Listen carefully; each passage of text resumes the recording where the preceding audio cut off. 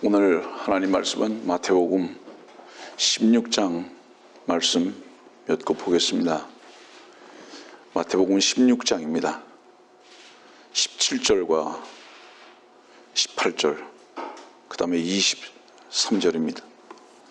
예수께서 대답하여 그에게 말씀하시기를, 바요나 시몬아, 내가 복이 있도다. 이는 너에게 나타나는 것은 혈과 육이 아니라 하늘에 계신 나의 아버지시니라. 나도 너에게 말하노니 너는 베드로라. 그리고 이 반석 위에 내가 나의 교회를 세우리니 지옥의 문들이 그것을 이기지 못하리라. 그리고 내가 천국의 열쇠들을 너에게 주리니. 그 다음에 22절로 갑니다. 그때 베드로가 주를 붙들고 말리기 시작하면서 말하기를, 주여 그럴 수 없나이다. 이런 일이 결코 주께 있어서는 아니되옵니다 라고 하니, 주께서 돌아서서 베드로에게 말씀하시기를, 사탄아 뇌들어 물러가라. 너는 나에게 걸림이 되는도다. 이는 네가 하나님의 일들을 생각지 않고 사람의 일들을 생각함이라고 하시더라.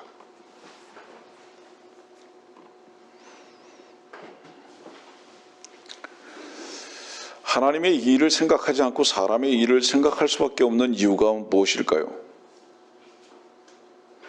그 안에 주께서 생명으로 계시지 않죠. 사람만 있죠.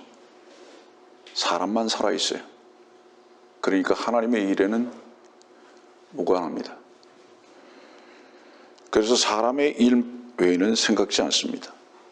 그렇기 때문에 24절은 사람의 일을 생각하지 않으려면 어떻게 해야 하는지 아느냐? 자기를 부인하고 자기 십자가를 지지 않으면 절대로 사람의 일만 생각하고 하나님의 일이 뭔지를 알 수 없다. 이렇게 이제 결론을 내려가시는 겁니다. 사람을 다루십니다. 그리고 하나님을 말씀하고 계십니다. 마태복음 16장의 내용인데요. 우리는 오늘 17절에 있는 말씀에 주목할 필요가 있다고 생각합니다. 예수께서 대답하여 그에게 말씀하시기를, 이 그는 누구냐? 그에게 말씀하시기를, 이 그는 누구냐? 바요나 시몬이다. 바요나 시몬이다. 내가 복이 있다. 이는 너에게 나타낸 것은 혈과 육이 아니라 하늘에 계신 나의 아버지시니라. 어떤 사람이 복 있는 자일까요? 아버지의 은혜와 그리스도를 고백할 수 있는 사람, 바로 그것이 복이라고 말씀하십니다. 여러분들은 이 고백을 해보신 적이 있으십니까?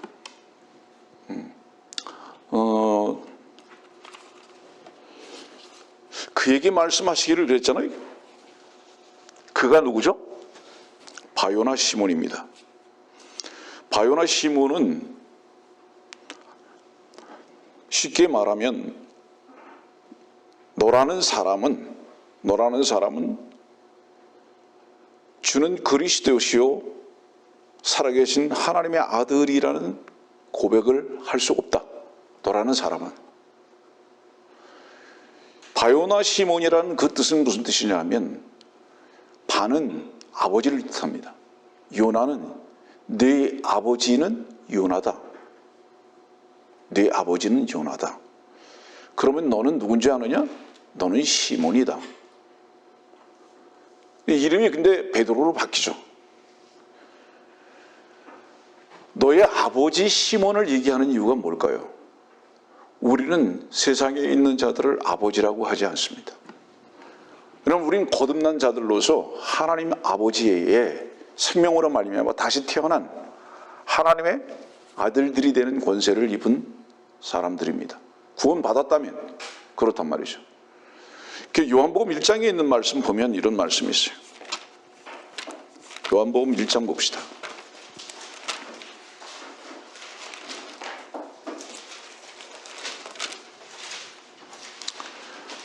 12절에 하나님의 아들들이 되는 권세를 말씀하시다가 13절에 그들은 누구죠? 하나님의 아들들입니다. 혈로나 육신의 뜻으로나 또는 사람의 뜻으로 나지 아니하였고 하나님에게서 난 사람들이라. 하나님에게서 난 사람들은 바요나 시몬이 될 수 없습니다. 하나님에게서 난 사람들은 그리스도인일 뿐입니다. 다시 말하면 십자가를 통해서 자기 자신이 부인된 사람은 더 이상 아버지의 성과 이름을 쓸 수 없습니다. 오직 유일하게 그리스도인이라는 이름 외에는 사용할 수 없습니다. 왜? 그 사람 안에 사신 것이 그리스도시기 때문에. 갈라디아서 2장 20절 말씀과 같이. 다시 말하면 그리스도를 고백하는 전제가 무엇인 줄 아느냐? 혈과 육은 끝나야 된다는 말씀이죠. 그 전제로만 그리스도를 고백할 수 있다 하기 때문에 바요나 시몬아, 네 아버지로부터 태어난 너로서는 도저히 그리스도를 고백할 수 없는 존재다라는 것을 먼저 말씀하고 계십니다. 우리 요한복음 21장에 있는 말씀도 보면 이런 말씀이 있어요. 요한복음 21장 15절입니다.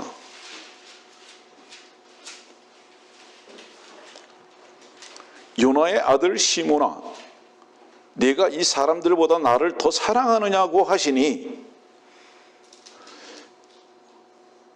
그 위에 뭐라고 말씀하셨죠? 시몬 베드로에게 말씀하시기를. 그러나요?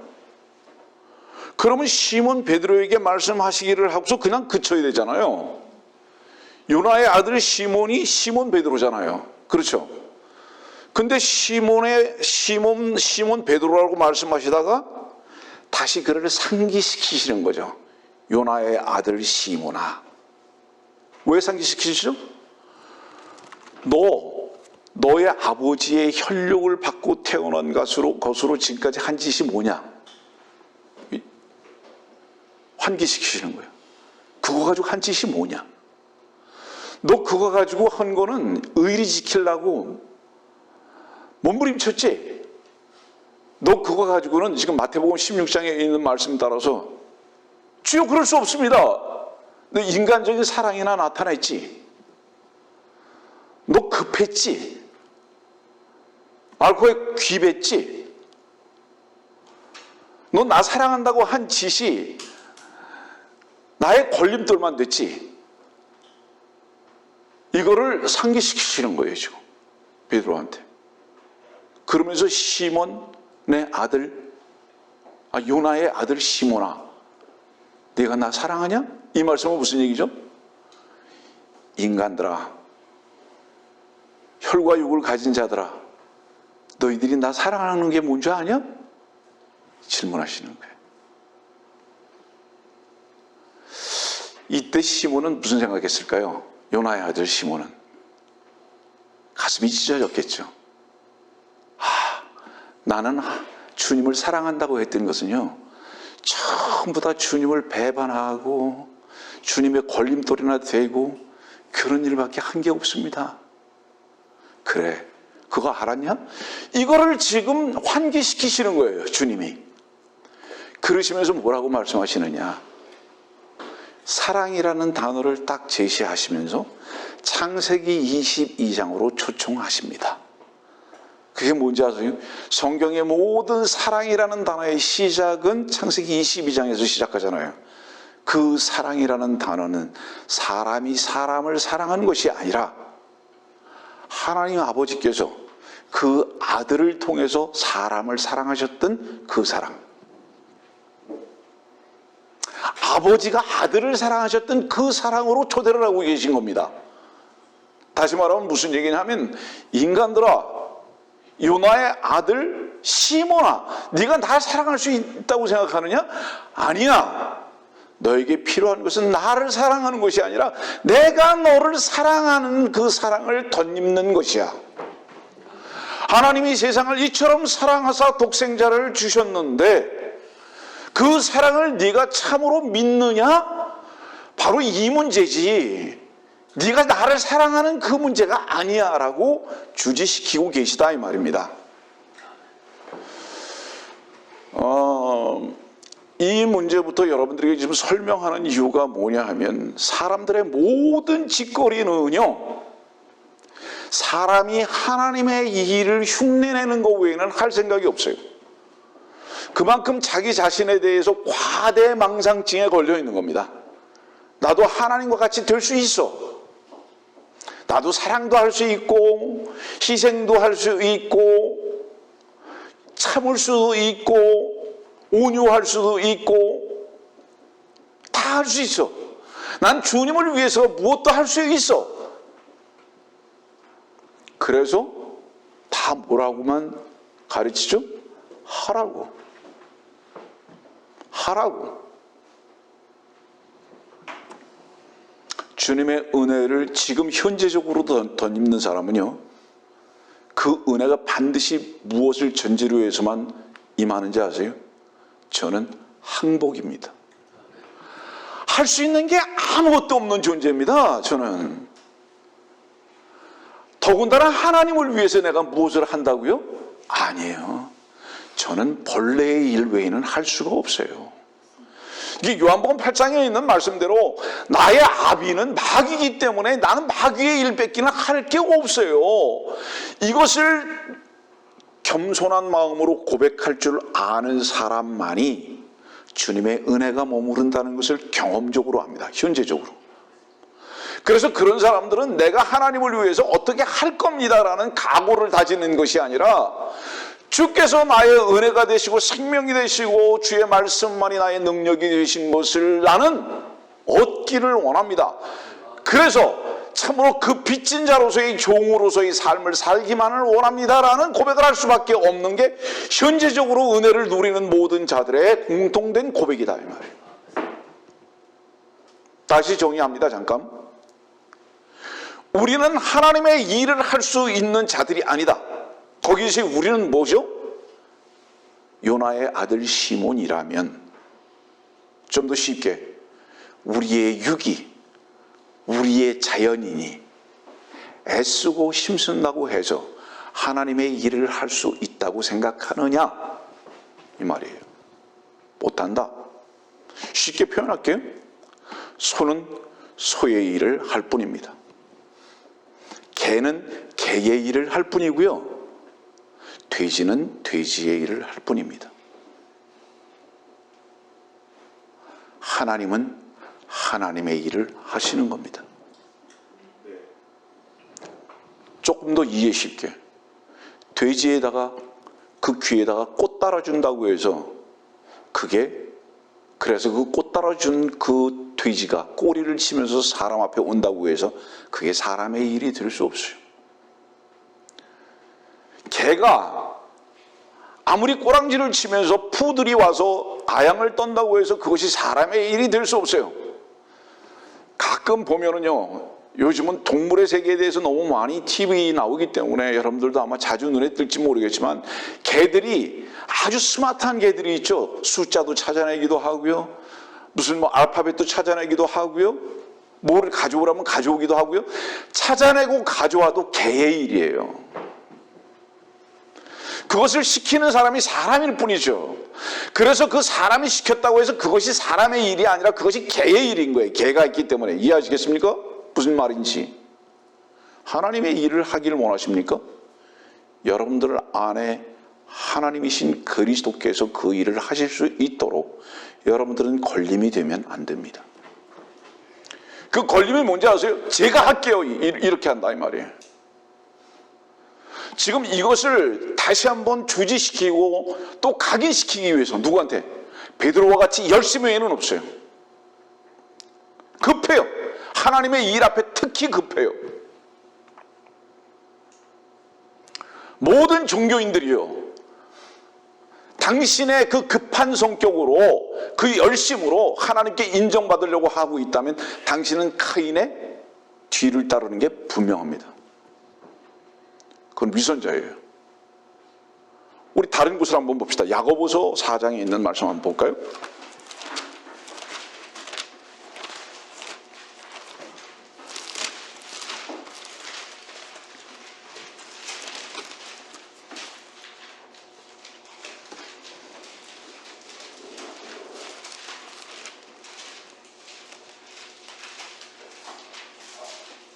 야고보서 3장입니다. 11절, 10절, 11절, 12절. 같은 입에서 축복과 저주가 나오는도다. 나의 형제들아, 이렇게 되어서는 아니 되느니라. 샘이 같은 곳에서 단물과 쓴물을 낼 수 있느냐? 나의 형제들아, 무화과나무가 올리브 열매를, 포도나무가 무화과를 맺을 수 있겠느냐? 그와 같이 짠물과 단물을 다 내는 셈은 없느니라.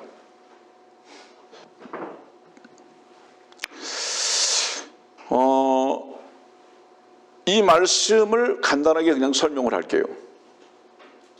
우리는 자연인인 모든 사람은 두 가지를 다 가지고 있어요.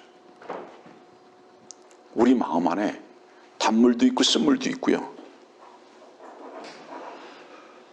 짠물도 있고 다 있어요. 쓴물도 있고. 이건 무슨 얘기죠? 인간 속에는 선도 있고 악도 있어요. 두 가지가 있어요.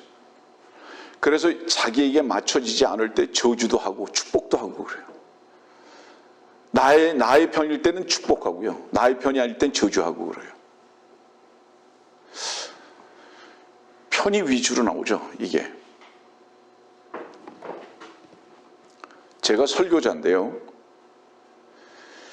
강대상에 서서 주의 말씀을 전한다고 하면서 내 마음에 어떤 사람을 향해서 저주가 있거나 미움이 있을 때는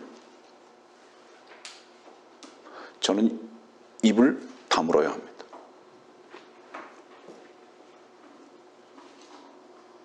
왠지 아세요? 내 속에 저주와 미움이 있을 때는 그게 나도 모르는 사이에 나오게 돼 있어요. 그러면 나오는 나의 문제보다도 그 쓴물과 짠물을 먹는 성도들에게 독극물을 주게 되는 거예요. 근데 성도들이요, 왜 그 짠물과 쓴물을 동시에 막 먹기를 원하는지 아세요? 혹시 제가 여기서 어떤 저주와 원망을 만일에 설교한다고 한다면 어떤 사람이 그것을 아멘으로 받을 수 있는지 아세요? 그 말씀을 받는 그 사람 속에 저주와 원망이 있으면 그 설교를 아멘 이렇게 받는 거예요. 그런데 말씀을 듣고 있는 사람들의 마음속에 주의 은혜와 사랑 외에는 없어요. 온유와 기다림 외에는 없어요. 예를 들어 긍휼밖에 없어요. 그러면 그런 설교를 했을 때 설교자를 어떻게 말할까요? 마음이 슬퍼지고 아플 거예요. 왜냐하면 저것은 은혜의 말씀이 아닌데, 저거는 복된 말씀이 아닌데, 저거는 저주의 말이고 원망의 말인데 왜 저 설교자의 입에서 저것이 나올까? 그리고 왜 저것을 우리들에게 먹이려고 할까? 다른 표현을 할게요, 여러분들. 내 안에 그리스도께서 살아서 그리스도께서 친히 생명의 말씀으로 나타나기 전에는 우리는 차라리 설교할 수 없습니다라고 입을 다물어야 합니다. 근데 나를 사랑하는 자에게는 복을 주고 나를 저주하는 자에게는 저주를 한다면, 내가 싫어하는 자에게는 저주를 한다면 이것은 내 안에 두 가지가 지금 작용하고 있는 거죠. 그런데 그거보다 더 문제가 뭔지 아세요? 그거보다 더 문제. 그렇지만 나는 두 가지를 다 할 수 있어 라고 생각하는 바로 이겁니다. 이 두 가지를 다 할 수 있어. 이게 뭐를 말하는지 아세요? 위선자인 종교인들입니다. 이것이 마태복음 23장을 말하고 있는 거예요. 난 겉으로만 깨끗하게 보이면 내 속은 어떻든지 간에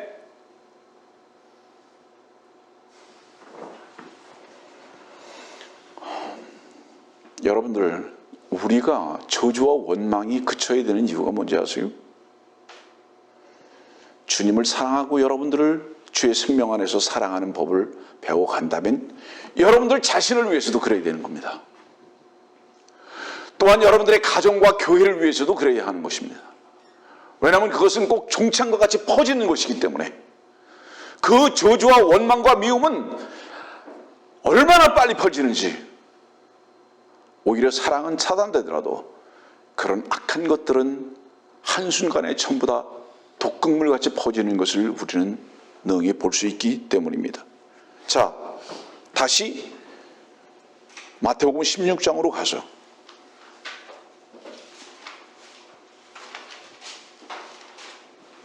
마태복음 16장으로 가서 17절입니다.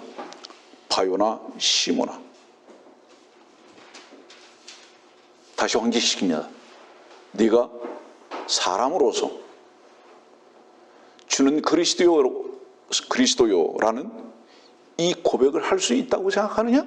아니야. 하늘에 계신 나의 아버지가 그 고백을 하게 하신 것이야. 인간 네가 뭐 그런 걸 할 수 있냐? 이렇게 말씀하시면서 그 베드로를 칭찬하셨습니다. 주목할 것은요, 여러분들이 혹시 영어 성경을 보면 너는 베드로라 그랬어요. 피로 이렇게 쓰죠. 영어 성경은 베드로, 한국 발음은 피터죠. 피로 이렇게 쓰는데 반석, 영어 성경을 보면 락이라고 써있어요. 이건 뭐를 얘기하죠? 피로는 피로고 락은 락이야. 베드로는 베드로고 반석은 반석이야 이 말이에요. 지금 이 말씀을 여러분들에게 가르쳐 드리는 이유가 뭐냐면 천주교는 베드로를 반석이라고 가르치고 있다 이 말이에요. 베드로를 반석이라고 가르치고 있다 이 말이에요. 시몬이라는 뜻은요, 모래언덕이라는 뜻이에요. 시몬이 왜 모래언덕이 됐는지 아세요? 그 이유가 무슨 뜻인지 아세요, 여러분들? 바람이 불면 그 바람에 따라서 움직이죠, 모양이. 마태복음 7장 보면 이런 말씀이 있잖아요. 모래 위에 지은 집, 그 다음에 반석 위에 지은 집이 있잖아요. 마태복음 7장 보세요 한번.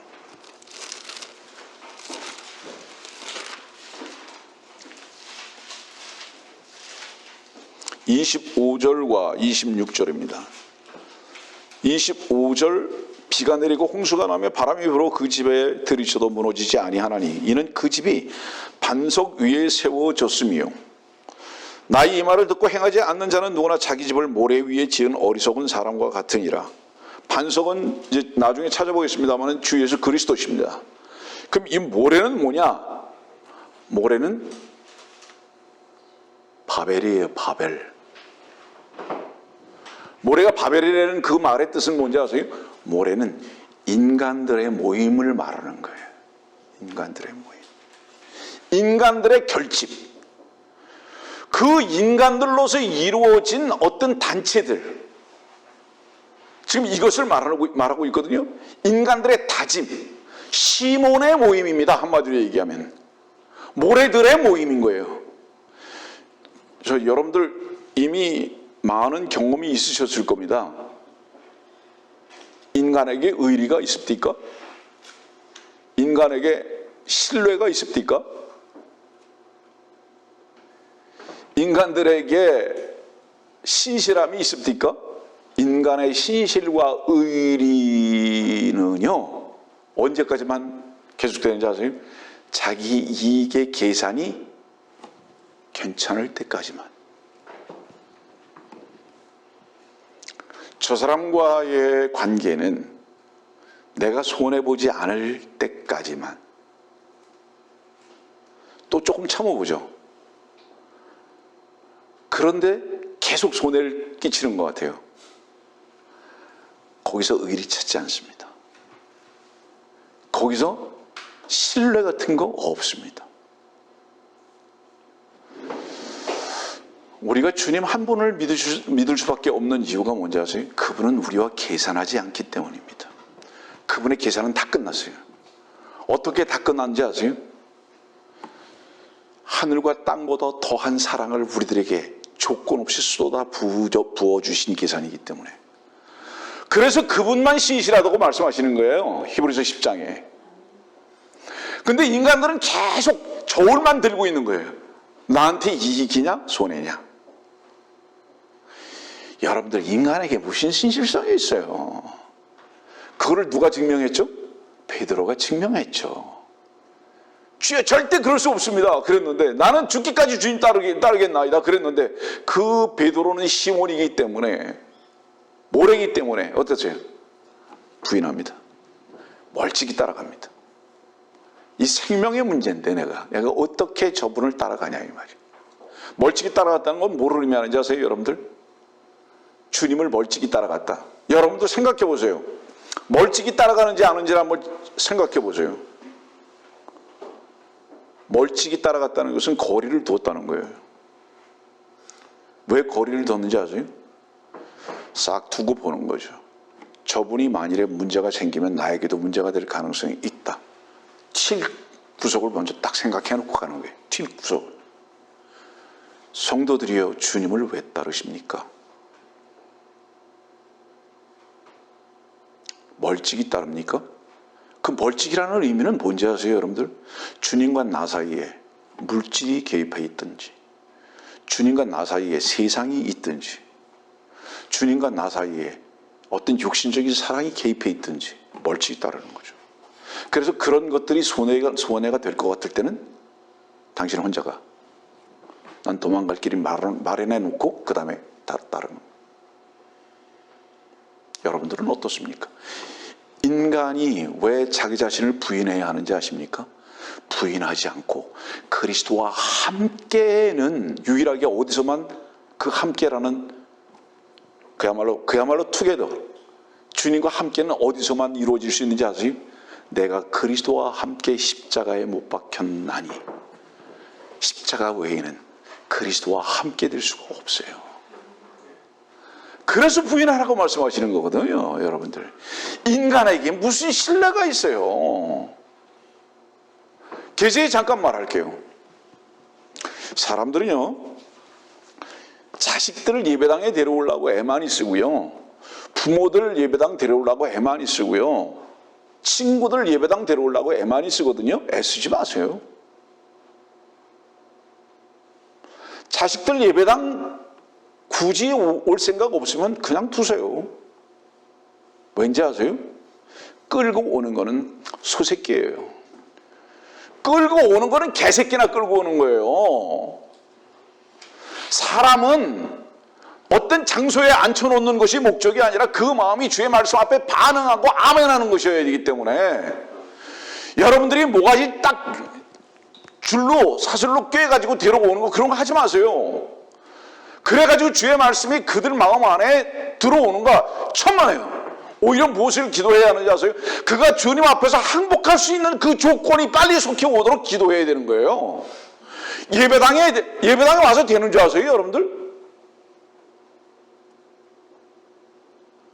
예배당에 와서 안 돼요. 그래가지고 위선자 종교인들만 만들어버리는 거예요. 차라리 정말로 무릎 꿇고 울면서 이런 기도해야 되는 거예요. 저 새끼 두들겨 패주세요. 정신 차리게. 응? 정신 번쩍 나야 됩니다. 그렇지 않으면 절대로 주님 알 수 없을 테니까, 내가 눈물을 흘리고 아프더라도 저놈을 좀 때려주세요. 정신나게. 다시 말합니다. 혈과 육을 묶어가지고 예배당 다녀와서 주의 말씀의 고백을 할 수 있게 하신다? 안 돼요. 그런데 오는 것도 오지 말라 그러라, 그런 뜻으로 말하는 거 아니고요. 인간이 인간을 아버지께 이끌어갈 수 없다는 것을 말하는 거죠. 하나님만이 하실 수 있다는 것을 여러분들에게 말하는 거죠. 말씀이 조금 옆으로 나갔습니다, 여러분들. 반석에 대해서 말씀을 하고 있어요. 마태복음 7장과 지금 마태복음 16장에 이 반석에 대해서 말씀하고 계시는데, 신명기 32장 봅시다.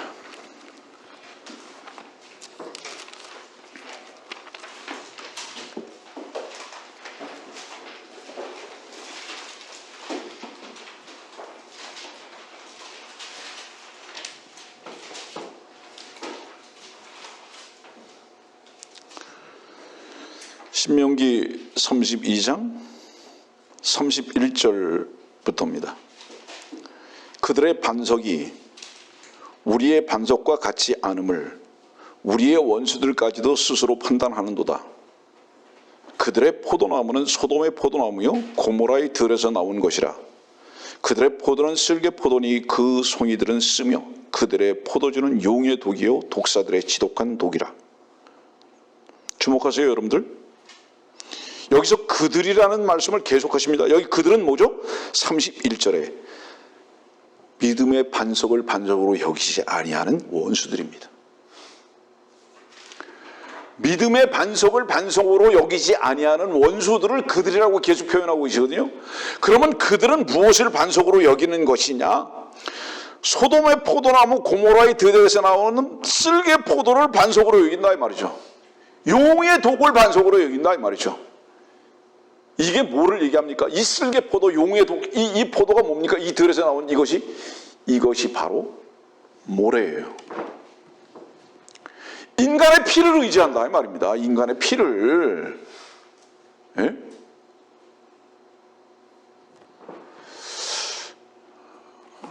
지금 마태복음 16장 놓으시고요.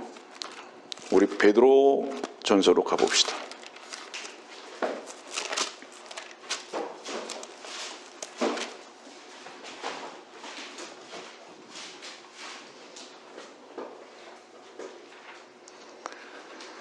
베드로 전서 2장 8절 말씀입니다.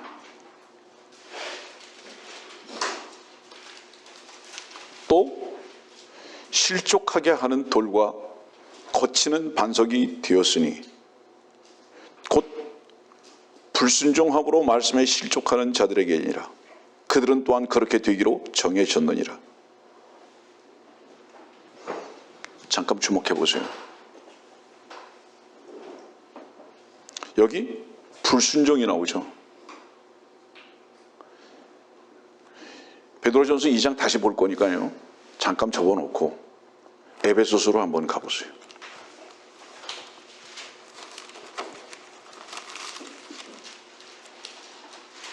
에베소서 2장 2절입니다.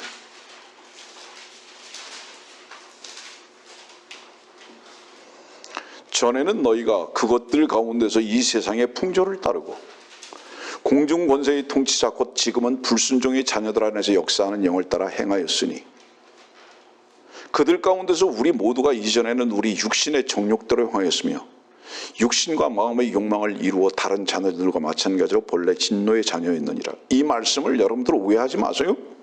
여기 말씀 보면 불순종의 자녀들이라고 나왔잖아요. 불순종의 자녀들.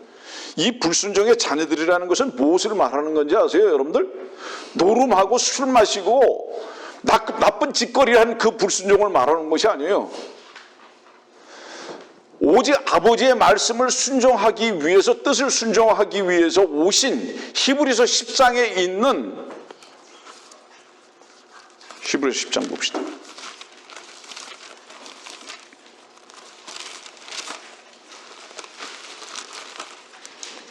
히브리서 10장 9절. 그때에 말씀하시기를 오 하나님이여 보소서 주의 뜻을 행하려고 내가 왔나이다.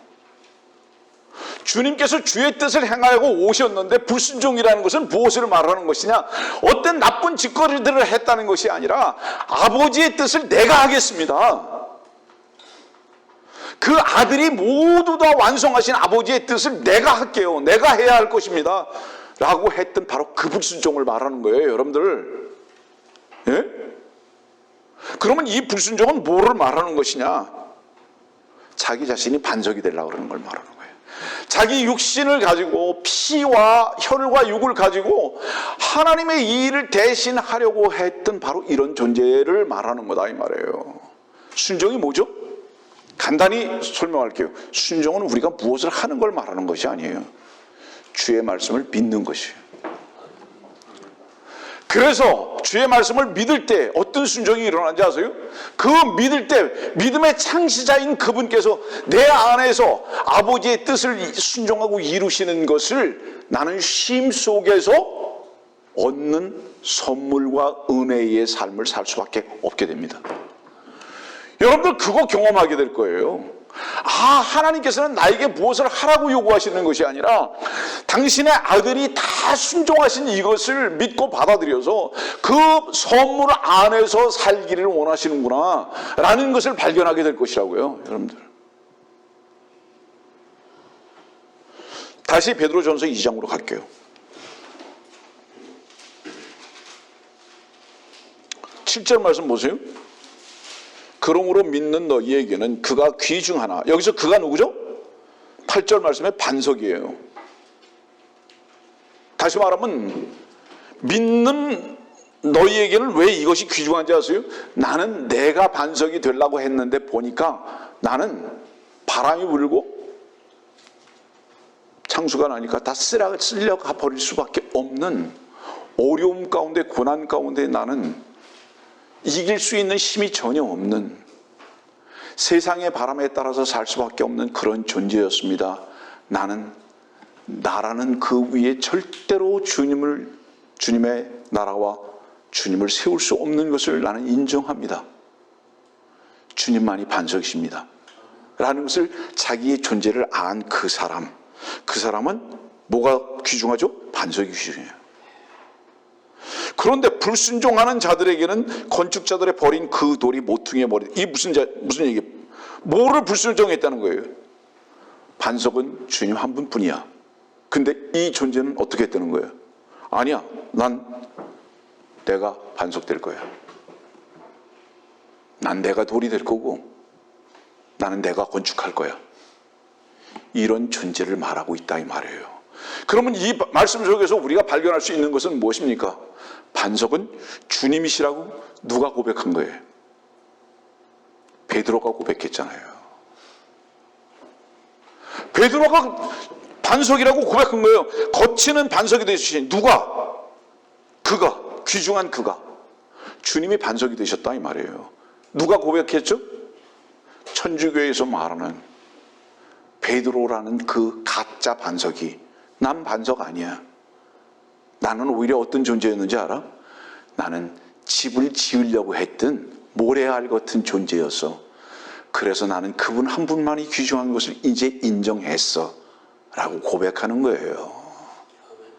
근데 이것을 자꾸 마태복음 17장으로 16장으로 다시 넘어가지만은 이걸 누가 그렇게 만들어 버렸습니까?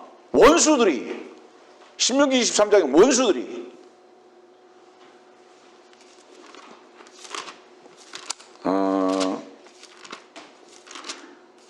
약 20여 년 전 일입니다.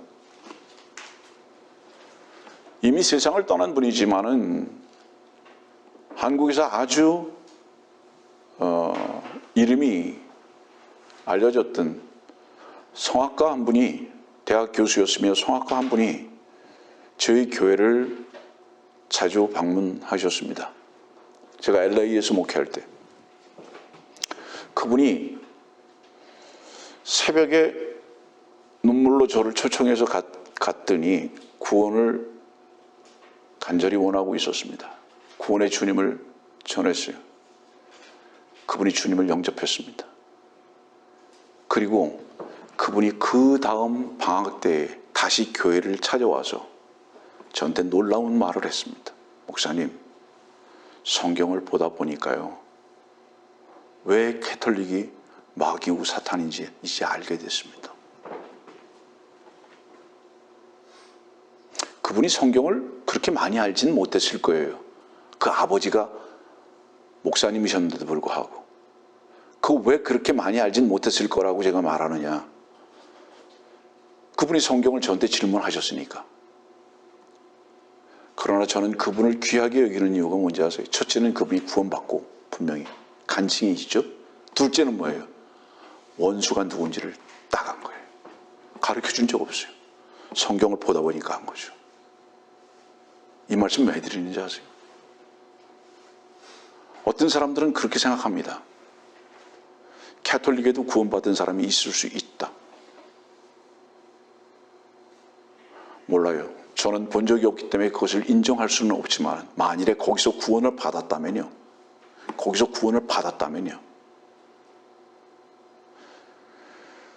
거기서 구원을 받은 것보다는 성경 말씀에서 구원을 받았을 겁니다. 거기서 전하는 말 때문에 구원받지 않고 성경 말씀에서 구원받았을 거고요. 구원을 받았다면 더구나 그곳에 있지 못할 겁니다. 저는 분명히 그렇게 믿습니다.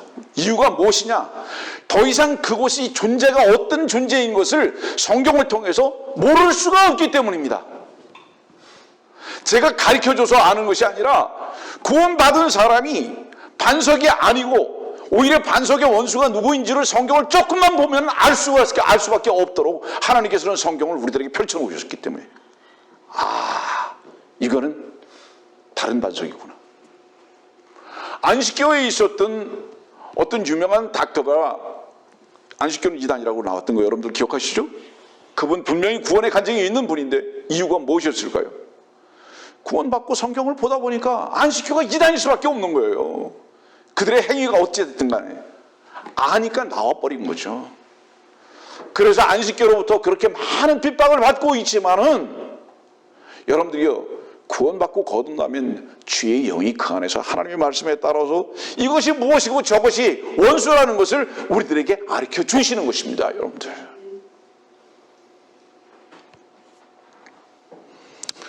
다시 이제 여러분들에게 몇 가지를 말씀을 드리겠습니다. 19절 말씀, 그리고 내가 천국의 열쇠들을 너희에게 주리니. 자, 18절 말씀 보니까 교회를 세우리니 하고 그 다음에 천국의 열쇠가 나옵니다. 이 말씀을 지금 여러분들에게 얼만큼 설명할 수 있을지 모르지만 베드로에게는요, 교회의 열쇠를 주시지 않았어요. 천국의 열쇠 주신 거예요. 달라요 이거 여러분들. 근데 17장에 교회가 나오고 18장에도 교회가 또 나오잖아요. 여러분들 18장에 한번 교회를 봅시다. 18장 17절의 말씀 보면 그래도 그가 말을 듣지 아니하거든 교회에다 말하고 교회의 말도 듣지 아니하거든 그 사람을 이교도나 세리와 같이 여기라. 16장의 교회와 18장의 교회의 차이점. 16장의 교회는 우주적인 주의 몸된 교회를 말합니다. 하나. 18장의 교회는 의정부 독립 침례교회를 말하는 거예요. 지역 교회를 말하고 있다 이 말이에요.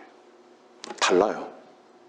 그러나 통합해서 성경에서 말하는 교회는 하나입니다. 주가 머리 대신 몸된 교회 외에는 없습니다. 우리는 다 그분께 속한 자들이죠. 그래서 마태복음 16장의 교회는 주께서 생명이 되시고 머리가 되신 몸된 교회, 우주적 몸된 교회를 말하고 있고요. 18장은 지역 교회를 말하고 있는 거예요. 그러면 베드로는 어떤 사람이었느냐? 베드로는 천국의 열쇠를 가진 것은 분명하죠. 야, 여러분들 보세요. 자세하게 설명을 할 시간은 없지만은요, 베드로는 이방인에게도 가장 먼저 복음을 전한 사람이에요. 그렇죠? 그 다음에 뭐죠? 사도행전 2장도 베드로는 유대인들에게 복음을 전했어요. 그런데 여러분들 오해하지 마세요. 예루살렘에서 베드로에게 권위가 주어진 거 아니에요, 여러분들.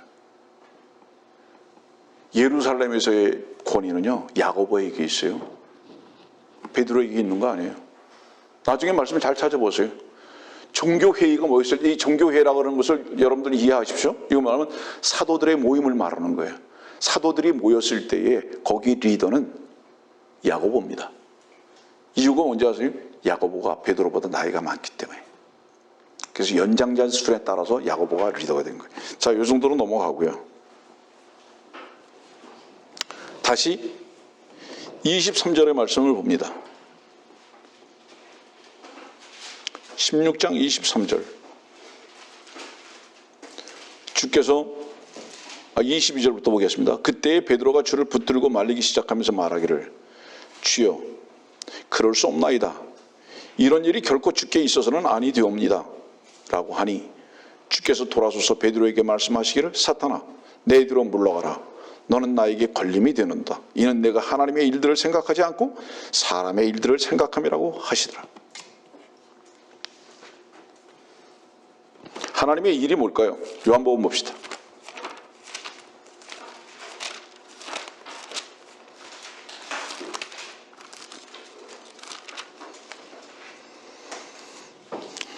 요한복음 6장.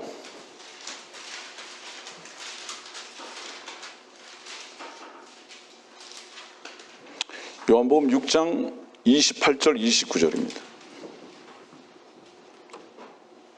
그들이 주께 말씀드리기를 우리가 하나님의 일들을 하려면 무엇을 해야 되리까? 라고 하니 예수께서 대답하여 그들에게 말씀하시기를 이것이 하나님의 일이니 즉 그분이 보내신 일을 너희가 믿는 것이라고 하시니라.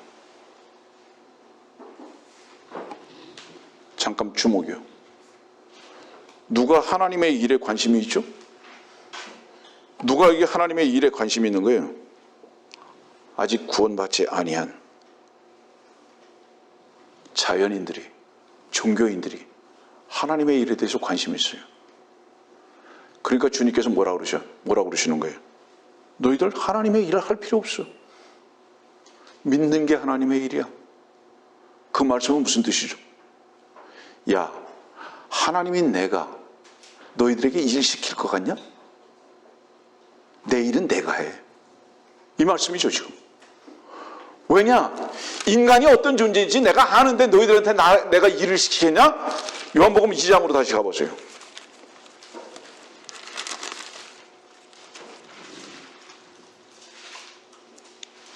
요한복음 2장 24절 25절. 그러나 예수께서는 그들에게 자신을 맡기지 아니하시니 이는 주께서 모든 사람을 아시기 때문이더라. 또 사람 속에 무엇이 들어있는지를 아심으로 누가 사람에 관하여 증거하는 것도 필요로 하지 아니하시더라. 아니, 주님께서 자신을 사람들에게 맡겨요? 나를 좀 도우라고, 내 일 하라고? 사람 속을 다 아시는데 그 사람 속은 뭐예요, 여러분들? 그 사람 속은 벌레인데, 그 사람 속은 돼지인데, 그 사람 속은 개인데.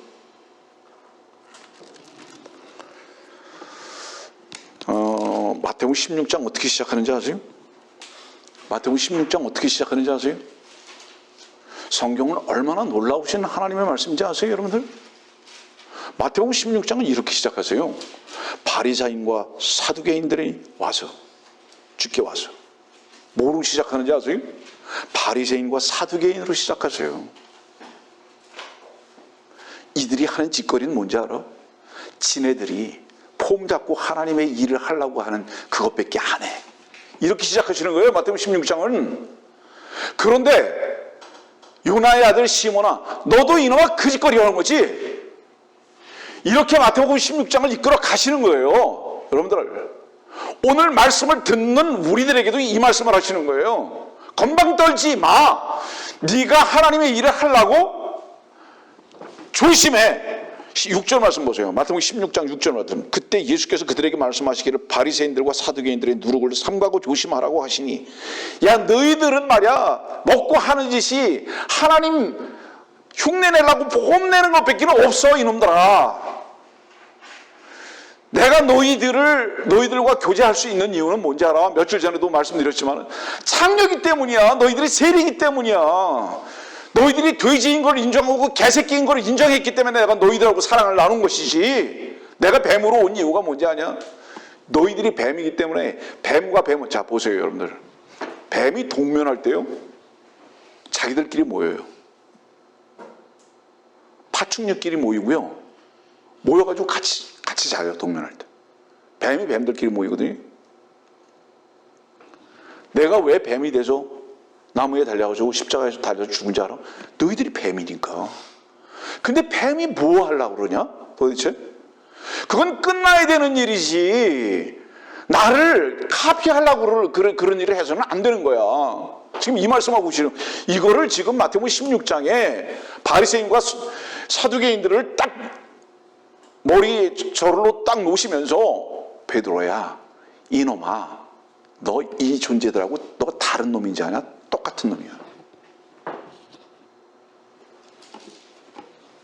성도들이요, 폼 잡지 마세요. 은혜를 입으려면요 벗으세요. 자꾸 옷 입지 마세요. 옷 입어봤자요 개새끼고요, 그래봐요 뱀이에요. 그러나 옷을 벗는 순간 주님의 희생의 양의 옷이 여러분들을 감싸서 여러분들의 세마포가 되시는 것을 알게 될 것이고요, 그때 비로소 하나님 안에서 이 쉼이라는 그 쉼이 뭔지, 여러분들을 에덴으로 초청하시는 주님의 의도가 뭔지 그때 알 수 있는 거예요. 여러분들이 주님을 만났을 때 무엇을 동시에 알고서 주님을 만났습니까? 여러분들이 마음 깊이에서부터 주여 나는 죄인입니다 라는 것을 고백했기 때문에 주님 만나지 않았습니까, 여러분들? 돼지 죽통에서 말이죠, 못 쓸만한 거 아무리 찾으려고 한번 휘저어버려 보세요. 가만히 놔두면 오히려 맑은 물 같죠. 여러분들 쓰려고 아무리 노력해봤자요, 이사야서 있는 말씀대로 더러운 걸레밖에 나올 게 없어요. 근데 그거 가지고 하나님 앞에 하나님이 일하려고 이런 개새끼들이 전부 다 이 단계 가득 찼다 이 말이에요. 오늘 또 혼나겠네, 욕했다 그러죠.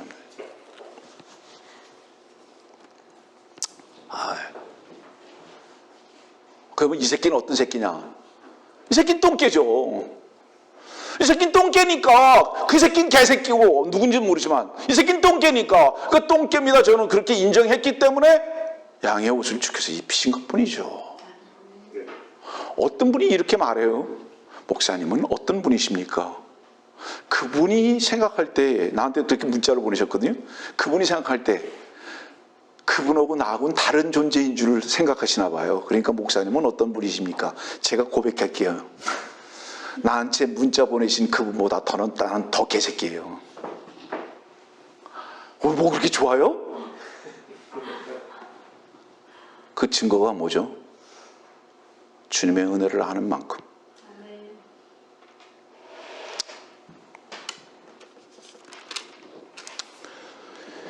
자, 그런데 이런 요나의 아들 시몬, 하나님의 일 모르고 인간이 하나님의 일을 대신하려고 했던 이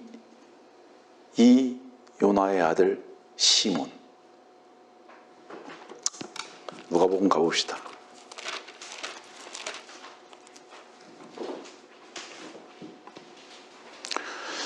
사람들이 오해할까봐 이거는 마저 설명해야 되죠. 우리는 그럼 가만히 있어야 되겠구나. 가만히 있을 수 있다면 정말로 가만히 있으십시오. 그러면 주님께서 일하실 겁니다. 이 설교 듣고 아무것도 하지 말아야지. 예, 제발 그렇게 하십시오. 그러면 주께서 일하실 것입니다. 여러분들 안에서. 우리가 살아있기 때문에요. 못하는 거 있어요. 가만히 있지 못하는 거. 그거 못해요. 살아있기 때문에. 죽기까지 그거 못해요. 가만히 있지를 못해요. 왜 가만히 있지 못한지 아세요? 한 가지예요. 내 스스로 다른 사람이 나를 인정해야 하기 때문에. 가만히 있지 못해요. 나 살아있어. 나 살아있어. 그리스도께서 사신 것으로 입증하면서 사는 자들이 그리스도인입니다. 누가복음 17장 가볼게요. 우리 그럼 가만히 있으면 어떻게 되나? 17장 7절입니다.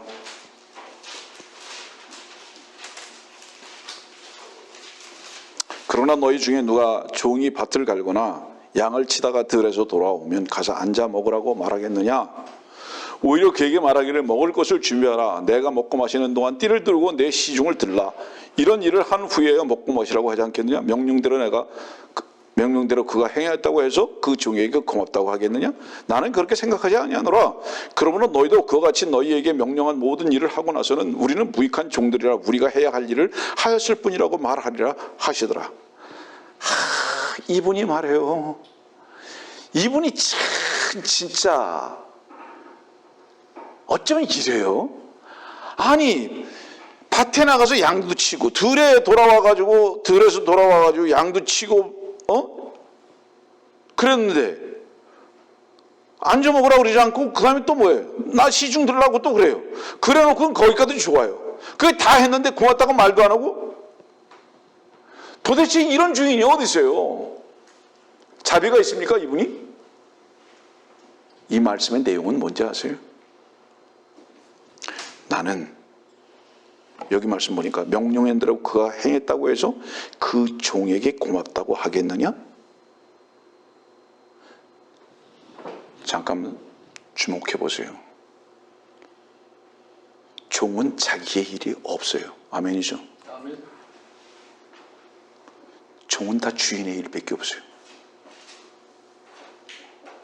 바울이 서신서의 편지를 하면서 주의 종된 바울, 무슨 뜻인지 아세요? 나는 내 일이 없습니다. 왠지 아십니까? 종은 왜 자기의 일이 없는지 아십니까? 나는요, 주의 사랑에 빚진 종으로서 그 사랑의 빚에 대해서 고백하고 사는 자일 뿐입니다. 주께서 나를 사랑하셨습니다. 지금도 나를 사랑하시고 그 어려움 속에서도 나는 주님의 사랑의 빛을 먹고 살 뿐입니다. 종이니까 월급 올려주십시오. 종이니까 대우해 주십시오. 종은 유일하게 누구를 위해서 존재하느냐? 주인을 위해서만 존재한다. 여기 우리는 무익한 종들이라 왜 이렇게 말하는지 아세요? 저는 일하는 자가 아니라 주의 일하는 자가 아니라 주님의 사랑에 빚진 것을 날마다 먹으면서 사는 존재일 뿐이기 때문에 내가 어떻게 주님을 유익하게 한다고 내가 말할 수 있습니까?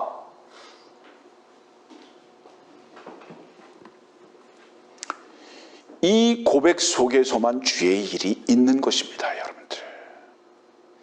이 고백 속에서만 주의 일이 있다는 것은 무엇을 의미하느냐?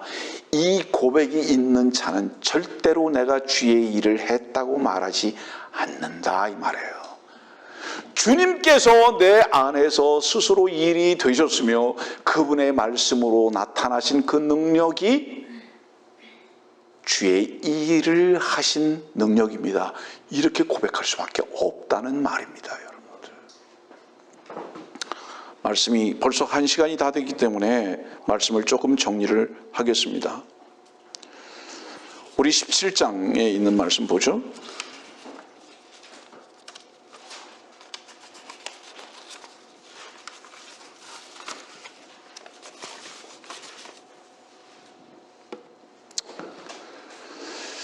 어,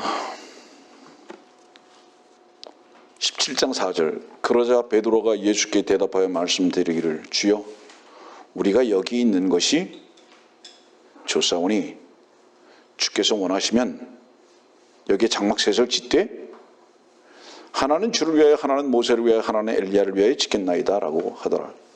사실은 저에게 한 가지 마음에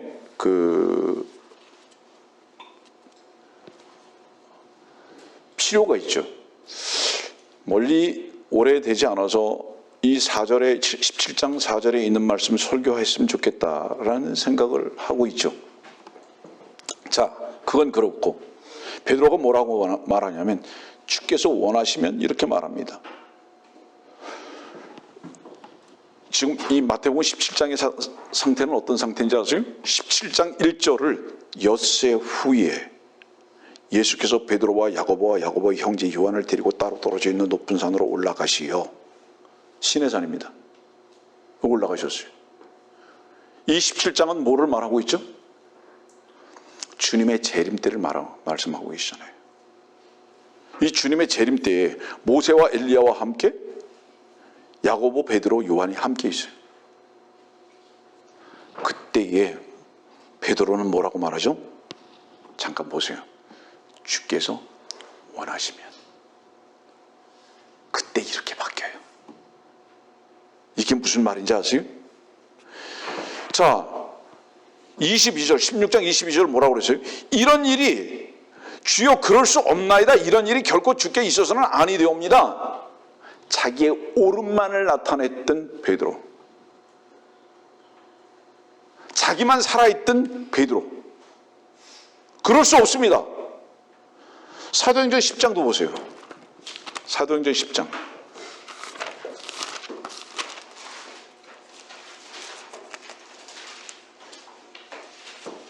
사도행전 10장 14절. 굉장히 중요한 말씀입니다, 여러분들. 매우 중요한 말씀이에요. 10장 14절. 베드로가 말하기를 주여 그럴 수 없나이다. 주님께서 잡아먹으라고 그러는데 베드로한테 13절 말씀 보니까 잡아먹으라고 그러는데 들짐승과 공중의 새들 잡아먹으라고. 그런데 베드로가 뭐래? 주여 그럴 수 없나이다. 나는 결코 속되거나 불결한 것을 먹은 적이 없나이다. 그럴 수 없나이다. 난 주님이 뭐라 그래도 난 안 해요. 난 하기 싫어요. 그거 왠지 아세요? 주님. 그건 나쁜 거예요, 그거. 주님이 나쁜 건지 좋은 건지 그것도 구분 못 하시네, 이 양반이. 그거 하면 안 되는 거예요, 그거. 절대로. 접근 금지. 경고. 발포함. 그거 하면 안 되는 거예요. 그거 절대로 하면 안 되는 거예요. 누가 정한 거예요? 베드로가 정했죠.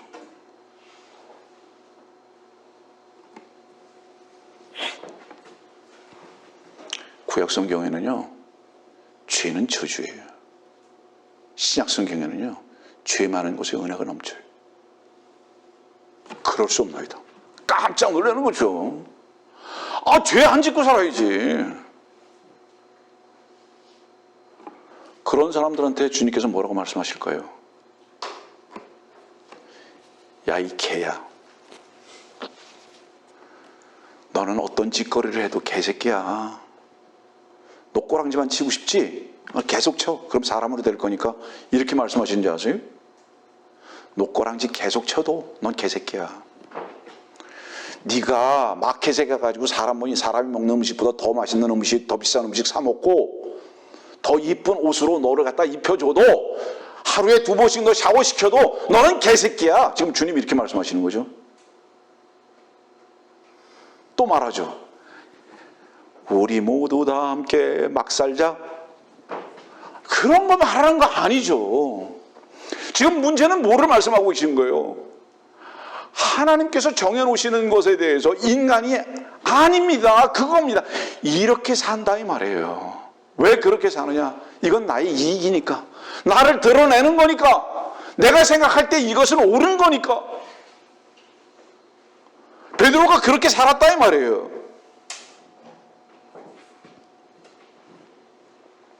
우리 인간들이 어떻게 해야 되느냐? 지금 마태복음 16장도 사도행전 지금 10장에 있는 말씀도 베드로는 뭐라고 그래요? 그럴 수 없나이다. 그렇게 안 해요. 절대로 나 그렇게 안 해요. 그건 나쁜 거예요, 그거. 내가 선생님을 배반할 수 있어요? 내가 저렇게 더러운 거 뭐 어떻게 그러면 내가 하나가 돼요? 나 안 해요. 그렇게 할 수 없어요. 그건 원래 옳은 게 아니에요. 어디의 개념에서 볼 때? 구약 성경 개념에 볼 때. 그건 나 안 해요. 그렇게 절대로. 야고보서 말씀 볼까요? 4장.